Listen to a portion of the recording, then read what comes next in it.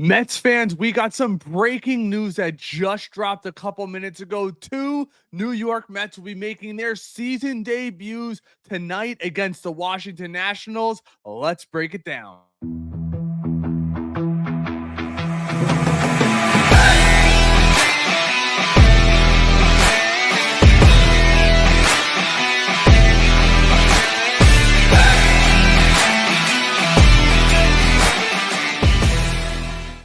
Welcome back to another episode of MetCast, friends. I am Rain. If you're enjoying this content, I just ask you, give it a thumbs up, hit that subscribe button. And yes, I am so pumped for this Washington Nationals series. The New York Mets entered the series 5 games up on the Philadelphia Phillies, who appear to be scrambling. Yes, Washington's got a couple of nice pieces, but the New York Mets are hot. And this is a series where I expect Juan Soto to finally get hot, but we are here today because of the breaking news that just dropped from the New York Mets.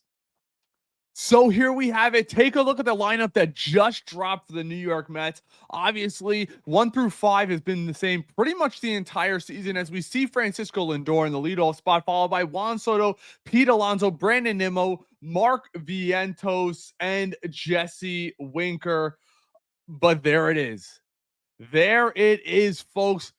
Francisco Alvarez is finally back with our New York Mets after having his rehab start. His hands feeling A-okay. We saw Mendoza say just a couple days ago that if his hand was feeling good, he'd catch another game or two before joining the New York Mets. But getting Francisco Alvarez back changes this entire team. As well as right below him, we see Jeff McNeil at second base. It's amazing when you look at this lineup and you don't see Acuna in it and you don't see Torrens in it, how much long or lengthier the lineup looks. Not saying they're not good players, but there's a reason why they are backup players. Maybe not Acuna. I expect Acuna to be fighting for that starting second base position. Maybe Jeff McNeil gets some more reps down in center field. But boy, am I excited for this lineup tonight. How could you not? There'll be a new juice. We all know Francisco Alvarez. Met fans are looking for him to repeat what he did over in his rookie season, where he was hitting bombs left and right. But that's what we're excited for today. Plus, we got Kodai Senga back on the mound looking for another strong start as the New York Mets continue to be in the forefront in regard to starting pitchers and their ERAs in the National League. You want to see this lineup get going, especially Juan Soto revisiting where he had his beginning to his career.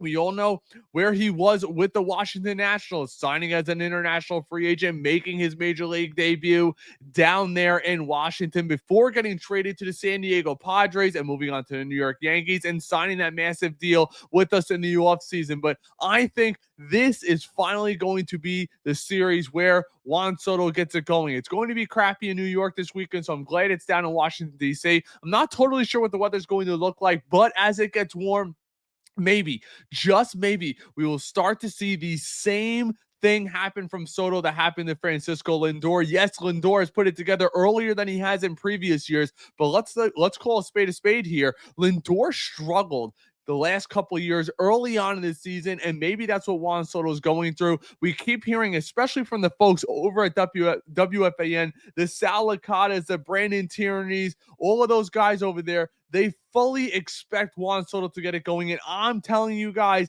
this is the series where Juan Soto is going to get it going. Let me know down in the comments, do you think this is a series that Juan Soto is going to get it going? Where does Alvarez, change this lineup for you? Should he be starting over Torrens? Because I know that's been a big point of conversation, especially over on Spaces, over on X. Who should be starting for the New York Mets, whether it's Torrens, whether it's Alvarez? I personally think Alvarez because of the upside, but let's be honest, Torrens has not only been great at the plate, but he's been amazing in the field, throwing out one of the highest rates in baseball. And yes, we thank Sanger for what he did for us as a backup catcher. The Mets are going to throw him back down in AAA. Nobody's going to be claiming him off waivers. And then you're going to see, obviously, Jeff McNeil come in. Now, Jeff McNeil, and let's be honest, people, how much pressure is going to be on him now that he's going to be getting pushed by Luis Angel Acuna? Let's be honest, as Met fans, we all know we will be calling for Luis Angel Acuna to be starting over Jeff McNeil, especially if Jeff McNeil comes back and he is what he was in the first half of last season and in 2023, because he stunk.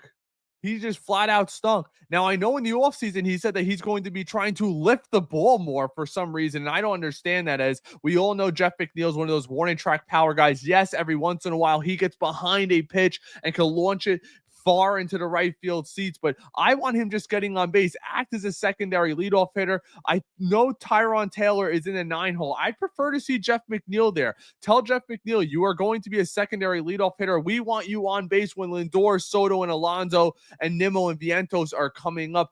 That is going to be your role, but we also know the defense that McNeil is going to bring. We'll see late game. Will the Mets insert potentially Acuna over at third base as a late game replacement for Mark Vientos, who we've seen struggle in the field, especially these last couple series? You saw the ground ball he flubbed the other day. He's not getting to a ton of balls to his left and his right, but we all know he is not in there for his glove. He is in there for his bat, and that's where Mark Vientos has to be. I'm wondering if this is going to push players to be a little bit more aggressive at the plate. I would like to see Juan Soto start to take a damn first pitch. Can you take a first pitch? We all know him and Nimmo, when they're right, they're working the counts. And Juan Soto's been swinging at a ton, and I mean a ton of first pitches, as well as Brandon Nimmo, who never did that in his career. And I think that's what's hurting him. He's the kind of guy that does well when he sees a pitch or two and can adjust his swing to it. But that's all I got for you guys today. Again, leave a comment down below. Let me know your thoughts on everything that's going on. The Alvarez Torrens thing.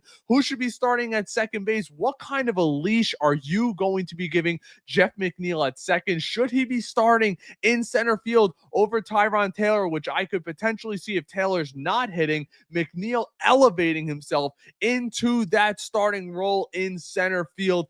Let's go Mets. Get another series win down in Washington. Maybe pick up another game or two in the division. Keep this hot streak going. And if Juan Soto could finally get hot between Lindor, Soto, and Alonso, the ceiling is the limit. But as always, thanks for sticking around. Again, if you're enjoying this content, I'll ask you to like and subscribe. Maybe turn on notification bell so you never miss our lives that we do during the game. We probably won't be doing it tonight, but look during the weekend for Dan and I to go live.